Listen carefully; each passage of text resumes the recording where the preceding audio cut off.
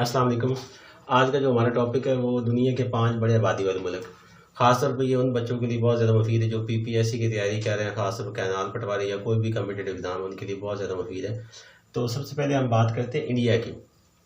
India जो है वो आबादी के लिहाज से दुनिया का सबसे बड़ा मुल्क है। 2022 के सर्वे के मुताबिक इंडिया चाइना को भी आबादी की दौड़ में पीछे छोड़ गया। 1 अरब 45 करोड़ लोग इंसान बसते हैं, जिसमें सबसे ज़्यादा अक्सरियत हिंदुओं की है, फिर उसके बाद मुसलमान आ जाते हैं। आलमोस्ट 30 करोड़ मुसलमान जो है इंडिया में बसते हैं, जिसमें उसके बाद सिख बैठे हैं, ईसाई बैठे हैं। और इंडिया जो एक मल्टी कल्चर मुल्क है। और इंडिया के बारे में कहा जाता है कि इंडिया जो है is one of the most largest democracy in the world. और इंडिया जो है उसका जो दारुल हुकूमत वो दिल्ली है। इंडिया दुनिया के नक्शे पर एक बहुत बड़ा मुल्क के तौर पर मार्ज हो रहा है, ख़ासतौर पर उसकी जो G20 के अंदर रुकनीत है या दुनिया के ग्लोबल नक्शे पर गौर किया जाए तो इंडिया इकनॉमिकली एक दुनिया की बहुत बड़ी ताकत बनकर उभर रहा है। और उसका दुनिया की बहुत बड़े पॉलिसी मेकर्स में और बहुत सारे चीज़ों में उसका बहुत अमल दखल है। ख़ासतौर पर इंडियन जो ग्रेजुएट हैं और इंडियन जो तालीम का म्यार है वो बहुत हाई क्वालिटी स्टैंडर्ड का। और इंडिया हर फील्ड में ख़ासतौर पर आईटी के आप अगर देखा जाए तो आफ्टर जो है अमेरिका के बाद जो बेंगलोर है वो आईटी की दुनिया का सबसे बड़ा शहर तस्लीम किया जाता है। उसके बाद हम चाइना की बात करते हैं।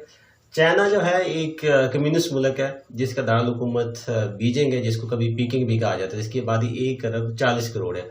और अगर इंडिया के साथ कंपैरिजन किया जाए तो इंडिया के 28 सूबे हैं और चाइना के 26 सूबे हैं।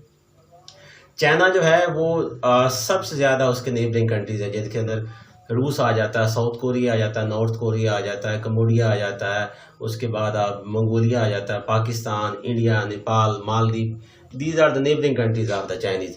और चाइना के अंदर एक बहुत मजबूत सियासी निज़ाम है और जो उसकी तरक्की की सबसे बड़ी वजह है। चाइना के अंदर एक ही पार्टी सिस्टम है जो वहीं से सदर मुंतखब करती है, वहीं से प्राइम मिनिस्टर और वहीं से सारे पॉलिसी मेकर होते हैं। और चाइना जो है वो दुनिया के नक्शे पर सबसे तेज़ी से उभरती हुई मुआशी ताकत है, क्योंकि चाइना की जो इकॉनमी है वो ऑलमोस्ट $4 ट्रिलियन से भी क्रॉस कर चुकी है। और 4 ट्रिलियन से मुराद 1,000 अरब हो तो उसमें 1 ट्रिलियन कहते हैं। और सबसे ज़्यादा जो एक्सपोर्ट दुनिया में है वो भी चाइना के पास है। और सबसे ज़्यादा ज़रिए मुबादला जो ज़ख़ायर हैं डॉलर की सूरत में वो भी चाइना के पास हैं। और बल्कि अगर चाइना और अमेरिका का जो कंपैरिजन किया जाए तो अमेरिका को जो सबसे बड़ा थ्रेट है कि उसकी जो मुआशी ताकत को चैलेंज कर सकता है मुस्तकबिल में, तो वो चाइना है। तीसरे नंबर पर आ जाता है अमेरिका, जिसे यूनाइटेड स्टेट्स ऑफ अमेरिका कहते हैं, दुनिया की अकेली super power. After the defeat of Soviet union जो अमेरिका दुनिया की सबसे बड़ी ताकत है। और अमेरिका जो है वो दुनिया की ख़ासतौर पर उसकी 50 स्टेट्स हैं और उसके दारुल हुकूमत का नाम वाशिंगटन है, जॉर्ज वाशिंगटन। और जो उनका फोर फादर था, जैसे हमारा कायदे आज़म है जिसने 1776 में अमेरिका को आज़ादी दिलवाई थी, उसके नाम पर जो है सिटी का नाम रखा गया है वाशिंगटन डीसी, जिसे वाशिंगटन डिस्ट्रिक्ट ऑफ कोलंबिया भी कहते हैं। अमेरिका जो है वो दुनिया की एक बहुत बड़ी ताकत है। मुआशी लिहाज से, मिलिट्री लिहाज से, सियासी लिहाज से उसका कोई अभी तक सानी नहीं रखता। चाइना को अभी कम से कम 40 से 50 साल का अरसा चाहिए अमेरिका तक पहुंचने के लिए। अभी भी जो अमेरिका दुनिया की ग्लोबल जो है वो डोमिनेशन रखता है। और ख़ास तौर पे अमेरिका दुनिया के अंदर अपनी टेक्नोलॉजी, अपनी तालीमी म्यार, दुनिया के 1000 यूनिवर्सिटी का अंदाज़ा लगाया जाए तो उसके अंदर आलमोस्ट 500 से लेकर 600 यूनिवर्सिटी जो इंटरनेशनल म्यार की है वो दे बिलोंग टू अमेरिका। और उसकी सबसे बड़ी वजह है, जब भी दुनिया में कोई भी कौम अरूज पर होती है उसका कल्चर, उसकी वैल्यू, उसकी सिविलाइजेशन कॉपी की जाती है। आज भी दुनिया के जितने बड़े मल्टीनेशनल ब्रांड आप देख लें, आईफोन देख लें, आईफोन सिर्फ जो अकेला है जिसे आप एप्पल कहते हैं वो ऑलमोस्ट $3 ट्रिलियन का है, जिसकी मालियत जिससे आप ऑलमोस्ट दुनिया के 100 गरीब तरीन ममालिक खरीद सकते हैं। तो आप वहाँ से अंदाजा लगा लें जितने भी आपके बड़े बड़े आईटी ब्रांड है, गूगल से लेके माइक्रोसॉफ्ट, आपका एप्पल, आपका पेप्सी, आपका McDonald, they are belong to American. उसके बाद आ जाते हैं इंडोनेशिया।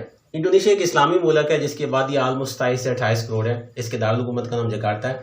जो इंडोनेशिया ये भी G20 का एक अहम मुल्क शुमार किया जाता है। और मुसलमान मुल्कों में टोटल मुसलमान मुल्कों की तादाद 57 है, जिनमें इंडोनेशिया जो है एक तरक्की याफ्ता मुसलमान ममालिक तस्वर किया जाता है और इसकी एक अच्छी फौजी और मुआशी ताकत इसको माना जाता है। और अगर ग्लोबली देखा जाए तो इसका भी बहुत बड़ा किरदार है मुसलमान मुल्कों की तरक्की में।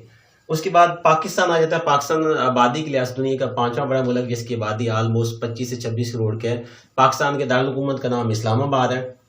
और पाकिस्तान जो है उस जिसके सूबे जो हैं वो 5 सूबे, जिसमें पंजाब, सिंध, केपी, बलूचिस्तान और गिलगित-बल्तिस्तान।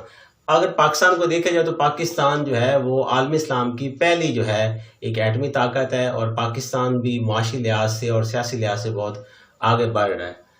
अगर आपको मेरा चैनल अच्छा लगे तो आप इसे सब्सक्राइब करें और आगे शेयर करें।